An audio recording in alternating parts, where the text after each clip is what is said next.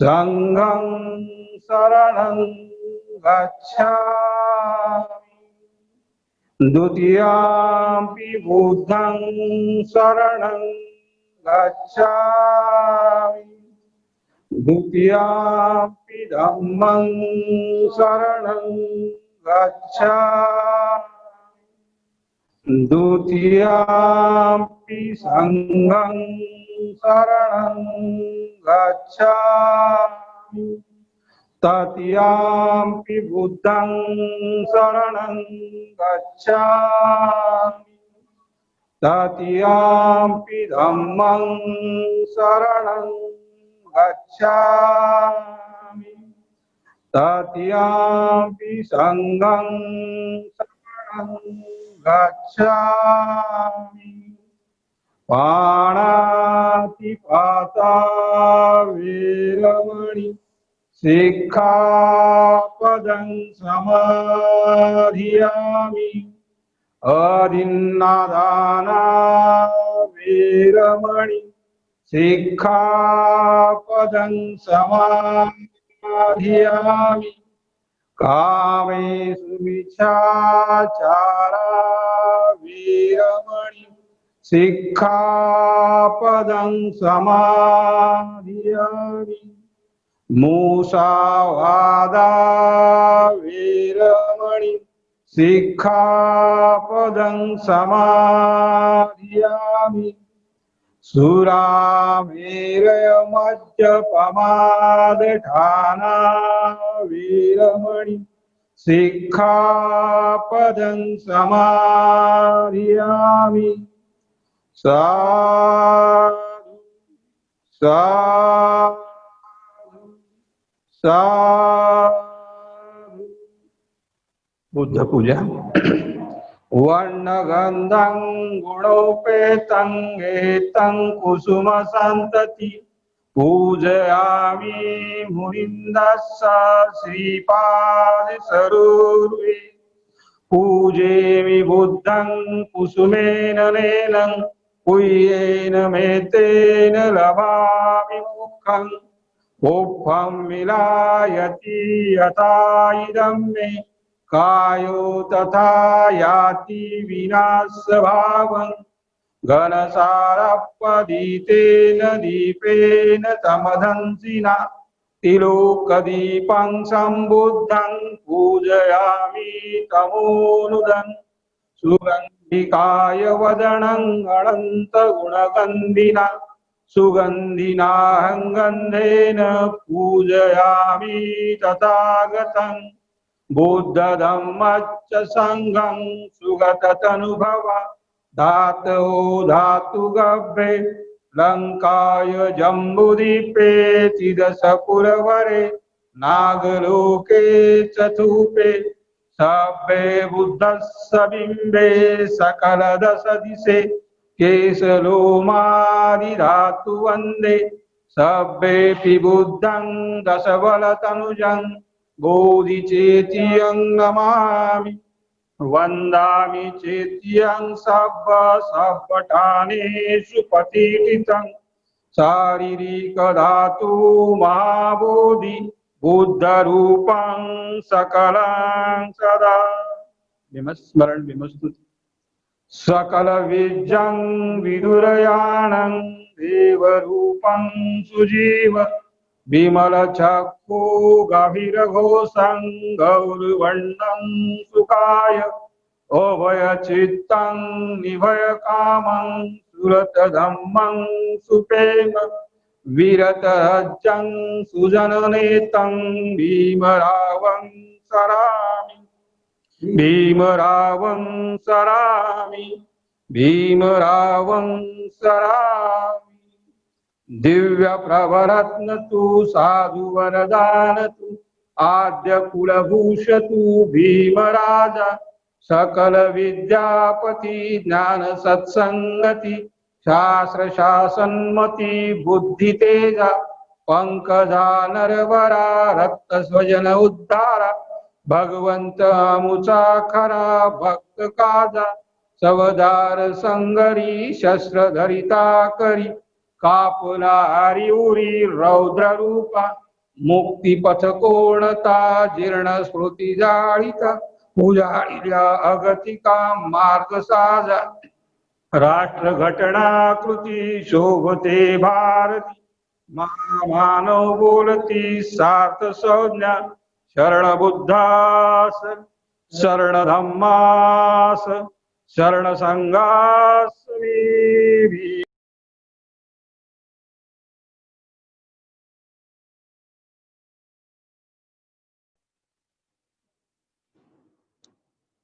भारतीय बौद्ध महासभेच्या या वर्षावास मालिकेतील आजचं हे तिसरं पुष्प आहे. जे लोक या ठिकाणी ऑनलाईन उपस्थित आहेत व ते झूमवर असतील ते फेसबुकवर असतील, कारण या कोरोनाच्या पार्श्वभूमीवर आपल्याला आपले कार्यक्रम ऑनलाईन घ्यावे लागत आहेत आणि त्या बहाण्यानं आपल्याला एक नवीन टेक्नॉलॉजी वापरायला मिळते. तर या वेळेस आत्ताच्या घडीला जे बदलापूर शहराचे पदाधिकारी, जिल्ह्याचे पदाधिकारी, केंद्रीय शिक्षक बौद्धाचार्य आणि शाखेचे पदाधिकारी बौद्धाचार्य जे उपस्थित असतील त्या सर्वांचं स्वागत. आजचा हे तिसरं पुष्प आणि त्याचा आजचा विषय आहे तथागत बुद्धांचा कर्मसिद्धांत. बुद्ध तत्वज्ञान फार विशाल आहे आणि ते मांडणंही तेवढंच जिकिरीचं एकट्याचं आहे. परंतु तरी सुद्धा आजच्या विषयाला, कर्मसिद्धांत या विषयाला न्याय देण्यासाठी आमच्या हेंद्रेपाडा शाखेचे सचिव आदरणीय बौद्धाचार्य सिद्धार्थ श्यामसुंदर कदम हे आपल्या पुढे मांडतील. आपण सर्वांनी ते श्रवण करावं ही विनंती करतो आणि मी इथे थांबतो. मी कदम सरांना या ठिकाणी आमंत्रित करतो.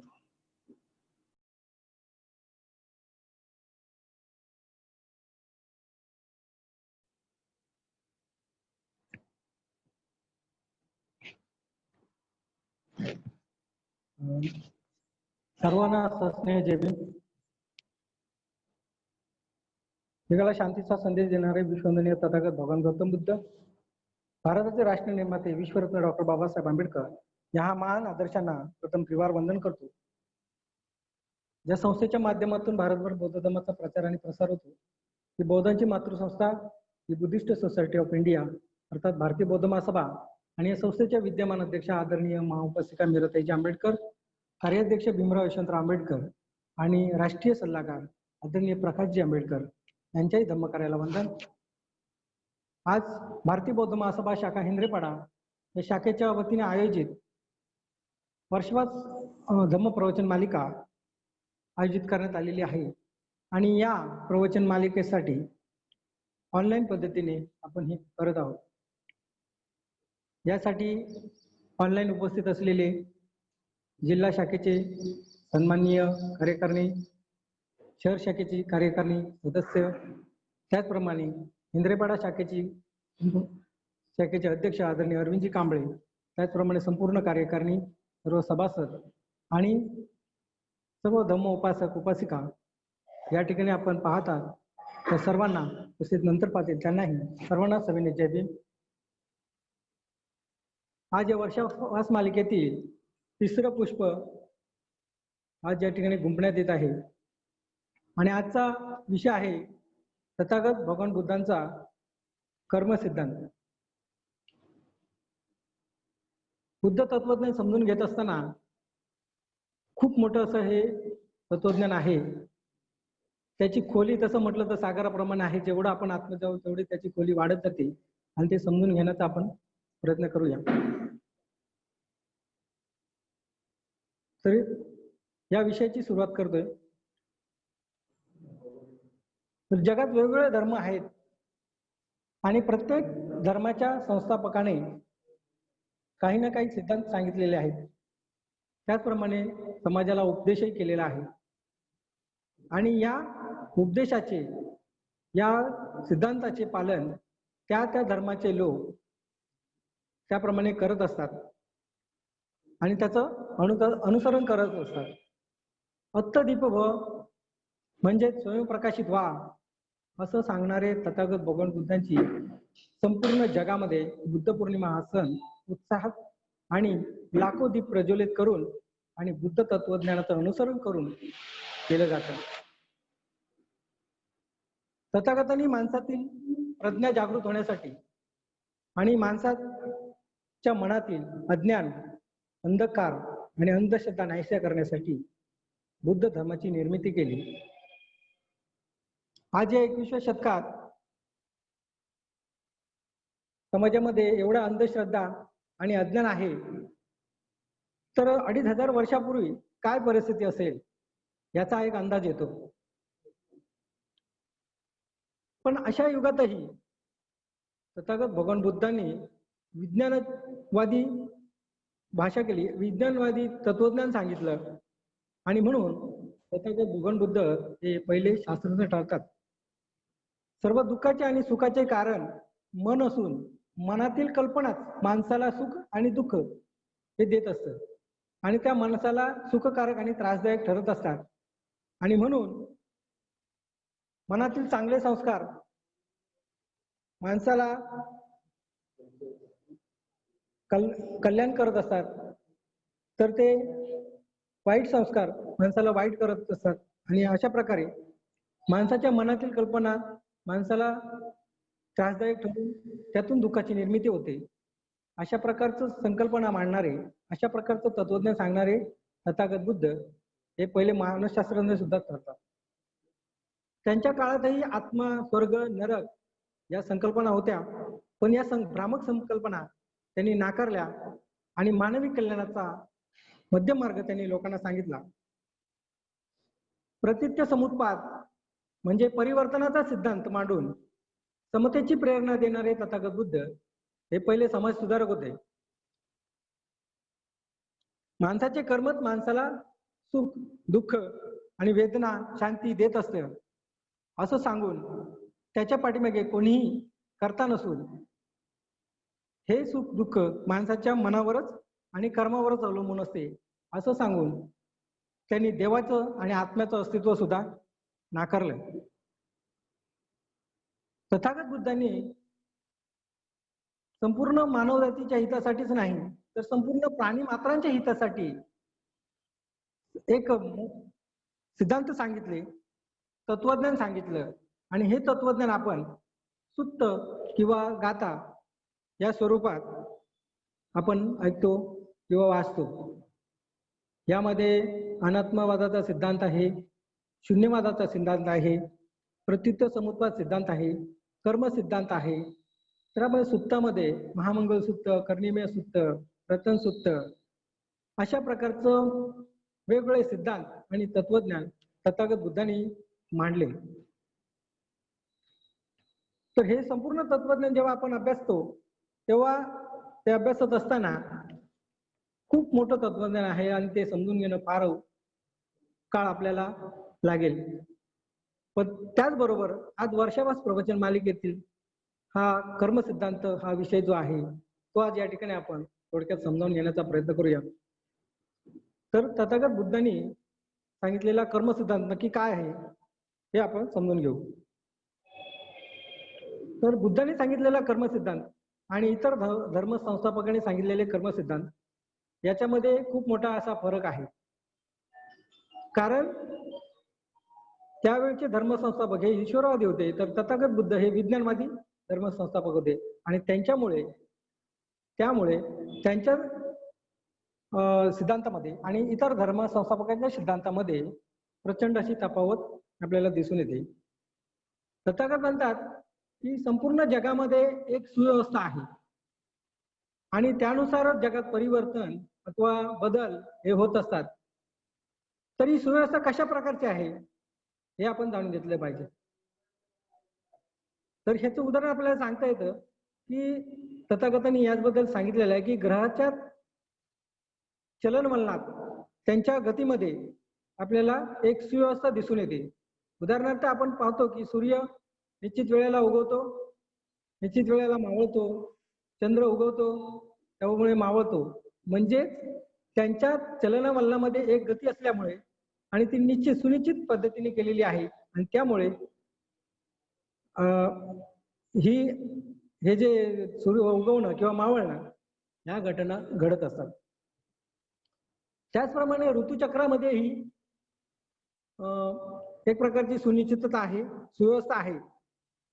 त्यामध्ये आपल्याला सांगता येईल की आपल्याकडे 3 ऋतू आहेत. त्यामध्ये उन्हाळा, पावसाळा आणि नंतर हिवाळा. हे ऋतू ठराविक काळानंतर बरोबर त्या क्रमानेच येत असतात, उलट-सुलट होत नाही. म्हणजे त्याच्यामध्ये पण एक प्रकारची सुव्यवस्था आहे.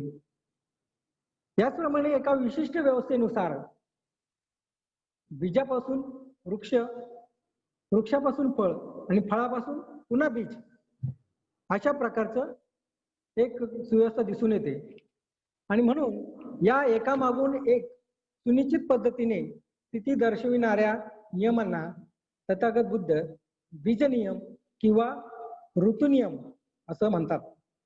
आणि या बीजनियम किंवा ऋतुनियमानुसार निसर्ग चक्र हे चालत असतं, त्याचं परिवर्तन होत असतं, त्यामध्ये बदल होत असतो आणि म्हणून वारंवार निसर्गामध्ये किंवा ऋतुचक्रामध्ये आपल्याला बदल दिसत असतात.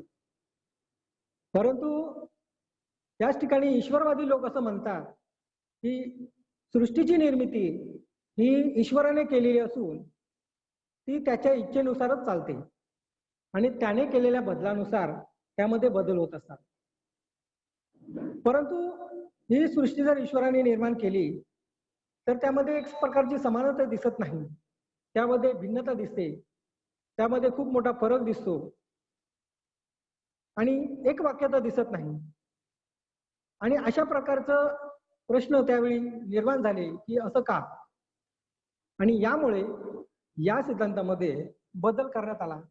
थोडक्यात बदल त्यांनी असा केला होता की निसर्गाची निर्मिती जरी ईश्वराने केलेली असली तरी ती सांभाळण्याकडे निसर्गाकडे दिलेली आहे. म्हणजे सृष्टीची निर्मिती संपूर्ण सृष्टी म्हणजे प्राणीजात, झाडं, फूल, वेली, सर्व मानव याला आपण संपूर्णपणे सृष्टी म्हणतो. आणि या सृष्टीची निर्मिती जर ईश्वराने केली होती तरी पण ती सांभाळण्यासाठी निसर्गाकडे दिली आणि निसर्गाने ईश्वराने त्याला अधिकार दिलेले आहेत ही सृष्टी सांभाळण्यासाठी. परंतु तथागत बुद्ध म्हणतात सृष्टीची ही निर्मिती किंवा नैतिक व्यवस्था कर्मनियमाप्रमाणे सांभाळली जाते माणसाच्या कर्मामुळे. म्हणजे मानव जातीच्या कुशल आणि अकुशल कर्मामुळे ती अवलंबून असते की ती इतर कोणी चालवत नाही. म्हणजेच काय तर जर नैतिक व्यवस्था चांगली असेल तर मानव कुशल कर्म करत आहे आणि जर नैतिक व्यवस्था वाईट असेल तर मानव अकुशल कर्म करत आहे असं आपल्याला म्हणता येईल.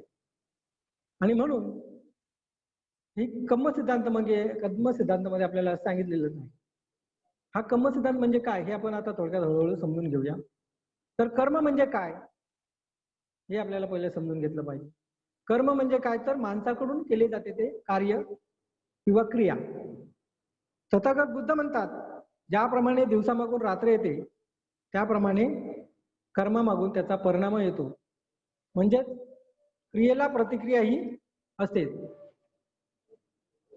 यामध्ये सध्याचा आपण पाहिलं तर न्यूटनचा एक गतीचा नियम आहे.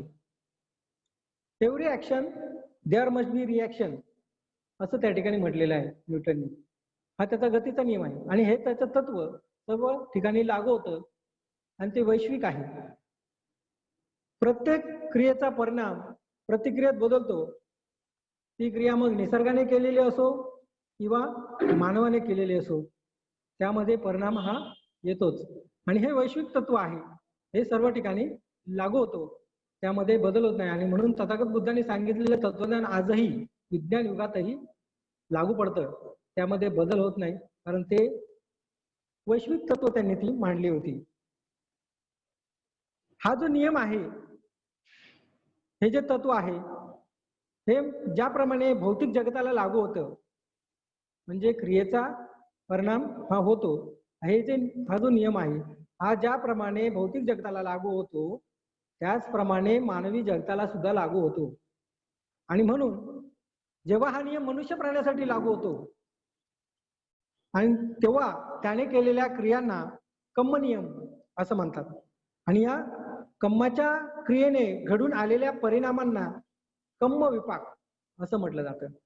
म्हणजेच मनुष्याने केलेल्या कृतीचा परिणाम म्हणजेच काय तर कर्मविपाक. कर्माचा झालेला परिणाम म्हणजेच कर्मविपाक. म्हणून तथागत बुद्ध म्हणतात की यदिसं वपते बीज तदिसं हरते फल. म्हणजे जसं पीक पेराल तसंच पीक काढाल. म्हणजे सध्याची म्हण आपण ऐकतो की पेरावे तसे उगवते. हे बुद्धाचं तत्वज्ञान आहे, जे आज आपण ऐकतो, पण आपल्याला समजून घेणं फार गरजेचं आहे. म्हणजेच काय होतं की कर्मनियम काय सांगतो की जेव्हा आपण चांगले कर्म करतो तेव्हा त्या कर्माचे चांगलेच परिणाम येणार, आणि जेव्हा आपण अकुशल किंवा वाईट कर्म करतो तेव्हा त्या कर्माचे वाईटच परिणाम येतात. त्याचप्रमाणे तथागत बुद्धांचा हा कर्म सिद्धांत म्हणतो की जेव्हा एखादी घटना घडते तेव्हा त्या घटने मागे काय कारण आहे हे मनुष्य प्राण्याने जाणून घेतलं पाहिजे. कारण प्रत्येक घटनेच्या मागे कारण हे असतं, असं बुद्धांनी आपल्याला सांगितलेलं आहे. मग त्याचं कारण असं आहे की कधी कधी कारण आणि परिणाम हे एकमेकांच्या इतके जवळ असतात की कार्याच्या कारणाचा परिणाम आपल्याला जाणवतच नाही, किंवा कार्याचा कारणाचा पत्ता आपल्याला मिळत नाही, अवघड होतं शोधणं ते. हा तर कधी कधी कार्य हे कारणापासून इतके दूर असते की ते त्याचा शोध लागणं फार अवघड असतं. आणि म्हणून ह्या परिणाम कारणच नव्हते असं आपल्याला वाटतं. कारण त्याचं कारण परिणामांचं कारण हे फार लांब असल्यामुळे ते आपल्या दृष्टीपथात येत नाही किंवा आपल्याला ते लक्षात येत नाही. मग अशा वेळी हे घटना चमत्कारिक वाटते किंवा दैवी वाटू लागते आणि ती दैवी समजली जाते. पण या गोष्टीचं सुद्धा खंडन तथागत बुद्धांनी केलं आणि त्यांनी सांगितले की प्रत्येक घटनेला कारण असते आणि प्रत्येक कारण हे मानवी किंवा नैसर्गिक किंवा प्राकृतिक कारणांचा ते एक परिणाम असतं. तर दैवी चमत्काराचं खंडन तथागत बुद्धांनी का केलं यामागे पण 3 हेतू होते. त्यामुळे 3 हेतू असे की माणसाला बुद्धिवादी बनवणे. माणूस हा बुद्धिवादी बनला पाहिजे, त्याने स्वतःच्या बुद्धिमत्तेचा वापर केला पाहिजे. चांगलं काय किंवा वाईट काय किंवा योग्य काय अयोग्य काय हे समजण्याची ताकद त्याला आली पाहिजे. आणि त्यासाठी बुद्धांचे 3 हेतू होते, आणि त्यामध्ये एक म्हणजे माणसाला बुद्धिवादी बनवणे. दुसरा हेतू असा होता की माणसाला स्वतंत्रतापूर्वक सत्याचा शोध लावण्यासाठी सिद्ध करणे. म्हणजे एखादी घटना जेव्हा घडते तेव्हा ती सत्य आहे का असत्य आहे, खरी आहे की खोटी आहे हे शोधण्यासाठी तो स्वतः सिद्ध झाला पाहिजे. तिसरं असं हेतू होता की ज्या भ्रामक समजुती माणसाचा शोध लावण्याची प्रवृत्ती मारतात किंवा नष्ट करतात, बुद्धीवरती परिणाम करतात की तो शोध लागण्याची प्रवृत्ती त्यांची मरून जाते. अशा वेळी ही प्रवृत्तीचं उगमस्थानच नष्ट करायचं की जेणेकरून त्याच्या मनामध्ये अशा प्रकारच्या दैवी चमत्कार प्रवृत्ती निर्माण होणार नाही. हे 3 हेतू तथागत बुद्धांचे होते आणि त्यामुळे या चं खंडन त्यांनी केलं. त्याचबरोबर कर्म आणि कर्माचे परिणाम हे ठरलेले असतात आणि यावरून तथागत बुद्धांनी कर्माचे 3 भाग सांगितलेले आहेत. आता हे 3 भाग कोणते? तर पहिला आहे दिट्ट धम्म वेदनीय कर्म. दिट्ट धम्म वेदनीय कर्म म्हणजेच काय तर तात्काळ फळ देणारे कर्म. या कर्मानुसार माणसाला लगेचच फळ मिळते. जेव्हा एखादी कृती करतो तेव्हा त्याची लगेचच फळ मिळून जातं. एखाद्या चांगल्या कर्माचं लगेचच फळ मिळतं, त्याला दिट्ट धम्म वेदनीय कर्म असं म्हणतात. दुसरा कर्माचा प्रकार आहे तो म्हणजे उपज्य वेदनीय कर्म. म्हणजेच काय, ज्याचा परिणाम फार काळाने होतो, ज्याला वेळ लागतो, उशिराने त्याचं फळ त्या व्यक्तीला ते मिळत असतं. तिसऱ्या कम्माचा भाग तथागतांनी सांगितलाय तो म्हणजे अपरा परिवेदनीय कम्म, म्हणजे अनिश्चित काळाने फळ देणारे कम्म. ज्याचा काळ निश्चित आपण सांगू शकत नाही, फार काळाने त्याचा परिणाम येतो. काही लोक असं आपण म्हणतो की आम्ही चांगलं काम करून सुद्धा आपल्याला चांगलं काही मिळत नाही, चांगलं फळ मिळत नाही, किंवा आपलं चांगलं का होत नाही, अशा प्रकारचं असतं. म्हणून हे अपरापरिवेदनीय कम्म असतं. त्याचा परिणाम हा अनिश्चित काळाने किंवा काही लांब काळानंतर ते आपल्याला मिळत असतं. अशा प्रकारे 3 भाग सांगितले. आणि त्याच प्रकारे कधी कधी कम्माच्या दुर्बलतेमुळे त्याचा परिणाम आपल्याला जाणवत नाही, किंवा इतर सबळ कम्मामुळे ते बाद होतात आणि ते कम्म आपल्याला जाणवत नाही, त्याचे परिणाम जाणवत नाही. अशा वेळी या कम्माला अहोसी कम्म असं म्हणतात. म्हणजेच सृष्टीच्या अस्तित्वाचे कर्म हे मूळ कारण आहे आणि सृष्टीची निर्मिती ही कारण असल्यामुळेच झालेली आहे, असे कर्मसिद्धांतातून आपल्याला सांगता येते. ज्याप्रमाणे कर्म घडते त्याप्रमाणे त्याचे फळ मिळत असते किंवा त्याचे परिणाम होत असतात.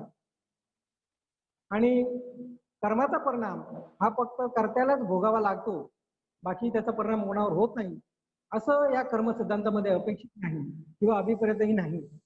तर कधी कधी एकाच्या कर्माचा परिणाम दुसऱ्यालाही भोगायला लावतो किंवा त्याचा परिणाम त्यांना दुसऱ्यांनाही सहन करावा लागतो. तोच कर्म नियम नैतिक व्यवस्था सांभाळतो आणि नैतिक व्यवस्था बिघडवतो सुद्धा. निसर्गाच्या चक्रामध्ये मानव आणि जीव येतात जातात, कारण प्रत्येकाला जन्म आणि मृत्यू आहेत.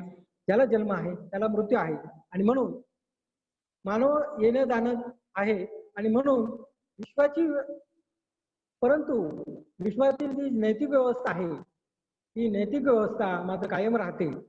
आणि म्हणून तथागत भगवान गौतम बुद्धांनी आपल्या धम्मामध्ये ईश्वराऐवजी नैतिक व्यवस्थेला मोठं स्थान दिलेलं आहे. माणसाने नीतिमान व्हायला पाहिजे, तो चांगला झाला पाहिजे, तो चांगला सजग असा समाज निर्माण झाला पाहिजे, यासाठी त्यांनी नीतीला असं स्थान दिलेलं आहे. म्हणून तथागत भगवान बुद्धांनी कर्मसिद्धांत मांडण्याचे प्रयोजन असं आहे की विश्वातील वैश्विक व्यवस्था जी आहे ती नैतिक व्यवस्था आहे, ती सुव्यवस्थित राखणं, आणि त्याचप्रमाणे कर्मनियम हा बौद्ध धर्माचं एक अंग आहे असं मानणं, यात असं एक प्रयोजन या कर्म सिद्धांतामध्ये आहे. म्हणून माणसाने सतत जागरूक राहून कुशल कर्म केलं पाहिजे. कुशल कर्म करणाऱ्याचा लाभ प्रत्येक कुशल कर्म करणाऱ्याला मिळतो, आणि अकुशल कर्मापासून कोणीही परावृत्त होऊ शकत नाही किंवा कोणालाही त्याचे परिणाम टाळता येत नाही. काया वाचा मनाने नेहमी चांगले कर्म करत राहिले पाहिजे. कुशल अकुशल किंवा वाईट हे कर्म केले नाही पाहिजे, कारण अकुशल कर्माने नैतिक व्यवस्थेची हानी होती आणि मानवता दुःखी होते. कुशल कर्माने नैतिक व्यवस्थेचा लाभ होतो आणि नैतिक व्यवस्था नेहमी चांगली राहते. आणि ही नैतिक व्यवस्था चांगली राहण्यासाठीच भगवान बुद्धांनी कर्म नियम आपल्याला सांगितलेला आहे, कर्म सिद्धांत आपल्याला सांगितलेला आहे. आणि यासाठी तथागत बुद्ध म्हणतात की आपल्या धम्मपालन गाथेमध्ये आपल्याला सांगितलेलं आहे की सब पापस्स अकर्ण कुशलस्स उपसंपदा सचित्त पर्यदपनं एतं बुद्धानुशासनं. म्हणजेच हा कर्मनियम पाळण्यासाठी आणि विश्वाची व्यवस्था चांगल्या प्रकारे राहावी यासाठी तथागत बुद्ध काय म्हणतात, सब पापस्स अकर्ण, म्हणजे कुठल्याही प्रकारचं पाप तुम्ही करू नका. कुशलस्स उपसंपदा म्हणजेच काय, तर कुशल कर्माचा संचय करा, आणि सचित्त पर्यदपनं म्हणजे स्वतःच्या चित्ताची शुद्धी करा, मनाची शुद्धी करा, आणि हे बुद्धाचं एक शासन आहे. अशा प्रकारच्या गाथेमधून आपल्याला तथागत बुद्धांनी फक्त एका 2 ओळीमध्ये आपल्याला संपूर्ण बुद्धाचं तत्वज्ञान आपल्याला थोडक्यात मांडलेलं आहे. म्हणजेच काय, तर कुशल कर्म करायचं नाही, वाईट कर्मापासून दूर राहायचंय, अकुशल कर्म आपल्याला काही करायचं नाही आहे. अशा प्रकारे तथागत बुद्धांनी आपल्याला हे धम्मतत्वज्ञान थोडक्यात पण मांडून सांगितलेलं आहे. हा कम्म नियम म्हणजे थोडक्यात आपल्याला सांगायचं असेल तर असं प्रकारे सांगता येतं की कर्म हे चराचर सृष्टीच्या अस्तित्वाचे आणि विनाशाचे मूळ कारण आहे. कोणतेही कारण असल्याशिवाय कर्म घडत नाही. तिसरं म्हणजे प्रत्येक कर्माचा परिपाक हा असतो, त्याला परिणाम हा असतो. जसे कर्म तसे फळ किंवा परिपाक असतो, यामध्ये फरक होत नाही, ते नियमबद्ध असते. त्याप्रमाणे निरनिराळ्या बीजानुसार निरनिराळ्या वनस्पती, फळे, फुले निर्माण होतात. त्याचप्रमाणे कम्म नियमानुसार माणसाचे जीवन, माणसाची जीवनावस्था आणि त्यांचे स्वभाव भिन्न भिन्न स्वरूपाचे आपल्याला दिसून येतात. आणि म्हणून सर्व माणसं एक प्रकारची आपल्याला दिसून येत नाही. त्यामध्ये आपल्याला खूप फरक दिसतो. कोणी प्रामाणिक आहे तर कोणी बुद्धिमान आहे, कोणी मूर्ख आहे, कोणी सज्जन आहे. तर अशा प्रकारचा हा फरक आपल्याला दिसून येतो आणि हा फरक हा कम्म नियमानुसार होत असतो. आणि त्यामुळे सगळी माणसं आपल्याला सारखी दिसून येत नाही. आणि याचं कारण आपण दैवी न सांगता किंवा याचं कारण हे पूर्वजन्माचे फळ आहे असं सांगणं हे फार चुकीचं आणि असमर्थनीय आहे, असं तथागत बुद्ध म्हणतात. म्हणून कुशल कर्म करत राहिलं पाहिजे. मनातील वैरभाव काढून टाकायला लागेल. मनात दुसऱ्याबद्दल वाईट भावना असतील तर त्या काढून टाकाव्यात. वैराने वैर शमत नाही तर अवैराने वैर शमत असं सांगणारे आणि बंधुभाव जोडणारे आपल्याकडे एक गाथा आहे. ती गाथा म्हणजे नाही वेरेन वेरानी संमंती द अवेरेनेच संमंती एस धम्मो सनातन. म्हणजेच काय, नाही वेरेन वेरानी संमंती द अवेरेनेच संमंती एस धम्मो सनातन. म्हणजेच काय, वैराने वर शमत नाही तर अवैराने वर शमत.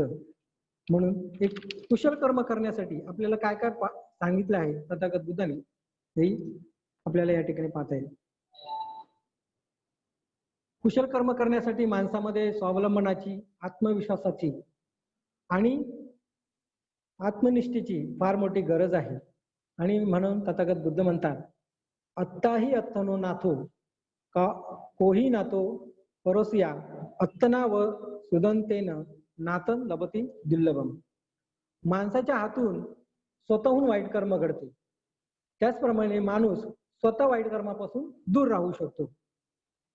त्याचप्रमाणे माणसाचं कर्मच त्याची पावित्र्यता आणि अपवित्रता हे ठरवत असते. तथागत बुद्धांनी ज्याप्रमाणे कम्म नियम आपल्याला सांगितलेला आहे, त्यामुळे अकुशल कर्म करू नका तर कुशल कर्म करा. आणि हे कसं करायचं याचंही आपल्याला मार्गदर्शन केलेलं आहे. याचंही तत्वज्ञान आपल्याला तथागत बुद्धांनी सांगितलेलं आहे. तर कुशल कर्म कशी करायची तर हे पण आपल्याला सांगितलेलं आहे. तथागत बुद्धांनी मानवाला प्रज्ञाशील आणि करुणा यांची शिकवण दिली. आणि या शिकवणी बरोबरच समाधीच्या माध्यमातून माणसाला स्वतःवर आणि स्वतःच्या मनावर नियंत्रण करण्याचा मार्गही त्यांनी दिला. आणि यातून काय होतंय की तो माणूस स्वतःला नियंत्रित करू शकतो, तसंच आपलं वाईट कर्म करण्यापासून संयमितही करू शकतो. आणि म्हणून आपल्याला कम्म सिद्धांतामध्ये आपल्याला सांगता येईल की माणसाला कुशल कर्म करण्यास सांगणारा आणि अकुशल कर्म करण्यास परावृत्त करणारा असा तथागत बुद्धांचा कम्म सिद्धांत हा आहे. चांगलं कर्म कसं करावं किंवा अकुशल कर्म करू नये यासाठी तथागत बुद्धाने आपल्याला तत्वज्ञानाने सांगितलं. तर त्यासाठी आपल्याला पंचशील सांगितलेलं आहे, अष्टशील सांगितले आहे, 4 आर्य सत्य, आर्य अष्टांगिक मार्ग, 36 बोधिपक्ष, 7 बोधांग, 4 ब्रह्मविहार आणि विविध सिद्धांतांनी प्रचंड असं धर्म तत्वज्ञान आपल्याला सांगितलं आहे. पंचशील तर आपल्याला माहितच आहे. पण 4 आर्य सत्य, त्यामध्ये दुःख आहे, दुःख समुदायाने येतं. तिसरं म्हणजे दुःखाला कारण आहे आणि दुःखाचा विरोध आहे. दुःख विरोध किंवा दुःख नष्ट आपल्याला करता येतं. अशा प्रकारचं 4 आर्य सत्य आपल्याला सांगितलेले आहेत. आर्य अष्टांगिक मार्ग त्यामध्ये प्रज्ञाशील आणि समाधी याचा समावेश करून हे आर्य अष्टांगिक मार्ग आपल्याला सांगितले. त्यामध्ये सम्यक दृष्टी, सम्यक संकल्प, सम्यक वाचा, सम्यक कर्मा, सम्यक आजीविका, सम्यक व्यायाम, सम्यक स्मृती आणि सम्यक समाधी अशा प्रकारे आर्य अष्टांगिक मार्ग आपल्याला सांगितलेला आहे. त्याचप्रमाणे 10 पारमिता सुद्धा आपल्याला सांगितलेलं आहे. जर माणसाला कुशल कर्म करायचं असेल तर या 10 पारमितांचं पालन आपण करणं फार आवश्यक आहे. त्यामध्ये 10 पारमिता म्हणजे आपल्याला शील पारमिता, दान पारमिता, उपेक्षा पारमिता, नैष्कर्म्य पारमिता, वीर्य पारमिता, शांती पारमिता, सत्य पारमिता, अधिष्ठान पारमिता, करुणा पारमिता आणि मैत्री पारमिता अशा प्रकारच्या 10 पारमिता आपल्याला तथागत बुद्धांनी सांगितल्या आहेत. त्याचप्रमाणे 37 बोधिपक्ष सांगितले. 4 ब्रह्मविहारामध्ये ब्रह्मविहार सांगितले. मैत्री ब्रह्मविहार, कर्म ब्रह्मविहार, मुदिता ब्रह्मविहार आणि उपेक्षा ब्रह्मविहार. तर या सर्वांचं अनुसरण करून प्रज्ञावंत, करुणामयी, द्वेषरहित आणि शीलवंत आणि सजग असा समाज आणि असा माणूस निर्माण करणे आणि त्याद्वारे अखिल विश्वाचे कल्याण साधणे हा बौद्ध तत्वज्ञानाचा परिपाक आहे. हे बुद्ध तत्वज्ञान आत्मसात करून नित्य आचरणातून अवलंब केल्याने संस्कार बनतात आणि नित्य नियमाने मनावर पडलेले संस्कार माणसाच्या सवयीचा भाग बनतात किंवा स्वभावाचा एक भाग बनतात. अशा प्रकारे व्यक्तीची जाणीव निर्माण करण्याचे सामर्थ्य संस्काराने प्राप्त होते आणि नियंत्रित जाणीवेमुळे समाजाला एक प्रकारचं वजन प्राप्त होते आणि या चांगल्या संस्कारामुळे एक चांगला समाज, एक चांगला माणूस, एक चांगली समाज व्यवस्था निर्माण होते आणि तथागत बुद्धांचा जो कम्म सिद्धांत आहे हा यशस्वी होतो. कारण बुद्धांनी सांगितलंय की कुशल कर्म करणं, अकुशल कर्मापासून दूर राहणं आणि यासाठी हे बुद्ध तत्वज्ञान जर आपण आत्मसात केलं, आपल्या मनावर बिंबवलं, आपण त्याचं अनुसरण केलं तर निश्चितच एक आदर्श समाज निर्माण होईल आणि ही आज आपली फार मोठी गरज आहे. एक समाजाची वेगळी ओळख निर्माण होण्याची फार गरज आहे. या कुशल कर्माचं एक उदाहरण आपल्या समोर एक महान आदर्श म्हणजे डॉक्टर बाबासाहेब आंबेडकर हे आहेत. बाबासाहेब आंबेडकरांनी एवढं मोठं कुशल कर्म करून ठेवलेलं आहे की या कुशल कर्माचा त्यांना त्यांच्या वैयक्तिक आयुष्यामध्ये फळ मिळालंच, पण त्याचबरोबर करोडो लोकांच्या उद्धाराचं कारण आज बाबासाहेब आंबेडकर हे झाले.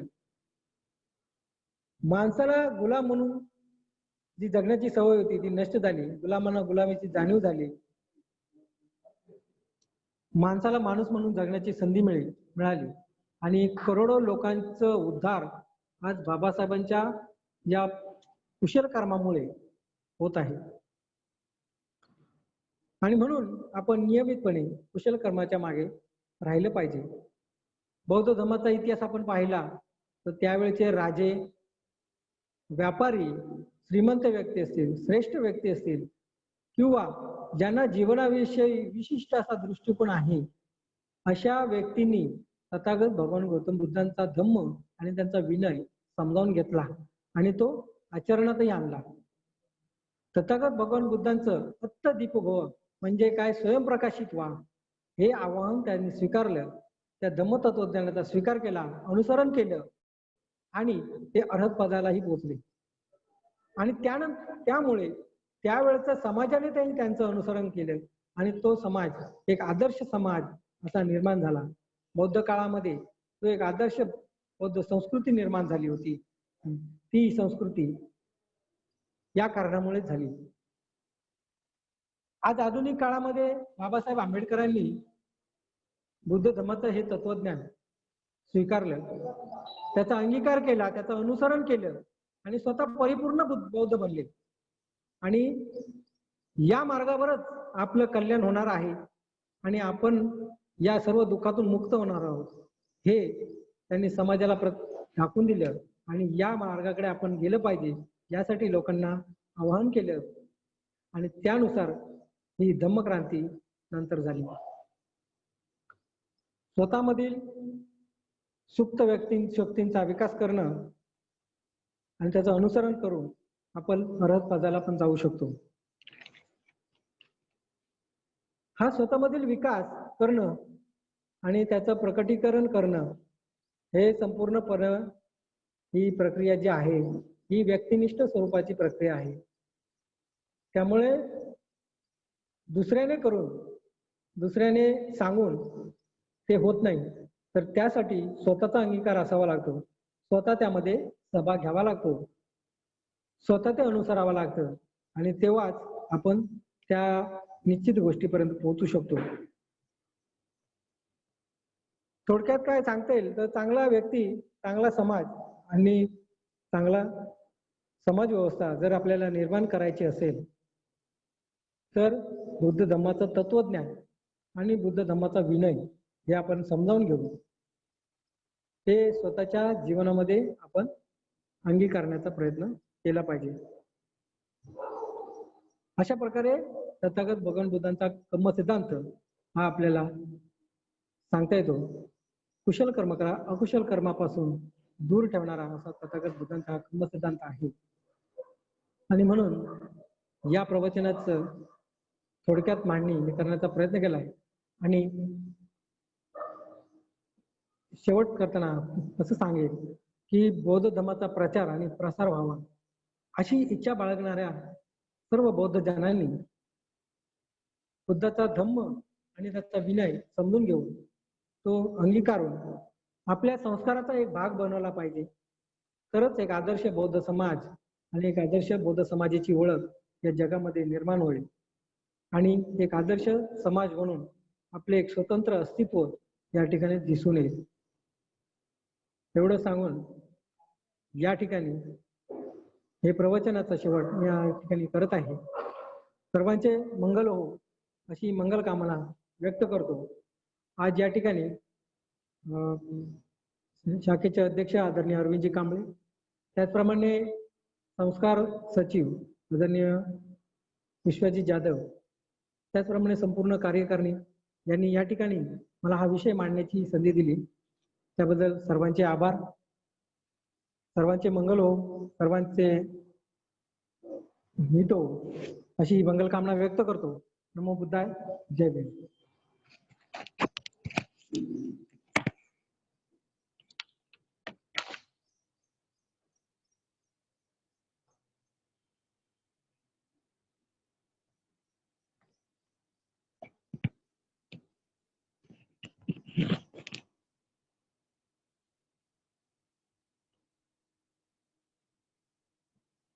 धन्यवाद कदम सर.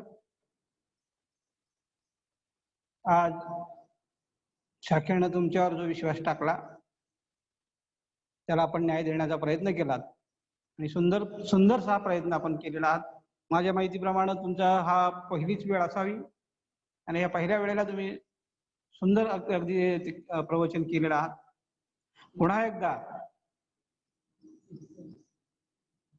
पुन्हा एकदा ऑनलाईन उपस्थित असलेले बदलापूर भारतीय बौद्ध महासभा बदलापूर शाखेचे पदाधिकारी, अध्यक्ष आणि पदाधिकारी, ठाणे जिल्ह्याचे जे कोणी पदाधिकारी पाहत असतील ते, अधिक वरिष्ठ केंद्रीय शिक्षक, बौद्धाचार्य जे पाहत असतील आणि शाखेशी संबंधित कार्यकारिणी आणि सभासद सर्वांचं पुन्हा एकदा स्वागत आणि आभार. आणि शाब्दिक सुमनानं आजच्या प्रवचनकार सिद्धार्थ कदम यांचंही स्वागत करतो आणि यानंतर आपल्या रिवाजाप्रमाणे शरणत्य घेऊन हा कार्यक्रम आपण लवकरच संपवणार आहोत. शरणत्य. नाथी मे शरणं अय्यं बुद्धो मे शरणं वरं एतेन सचवजेन होतु मे जय मंगलं. नाथी मे शरणं अय्यं धम्मो मे शरणं वरं एतेन सचवजेन होतु मे जय मंगलं. नास्ति मे शरणं अय्यं संघो मे शरणं वरं एतेन सच्चवज्जेन होतु मे जयमङ्गलं साधु साधु साधु बुद्धं नमः धम्मं नमः संघं नमामि। नमो बुद्धाय। जय भीम। जय भीम सर्वांना।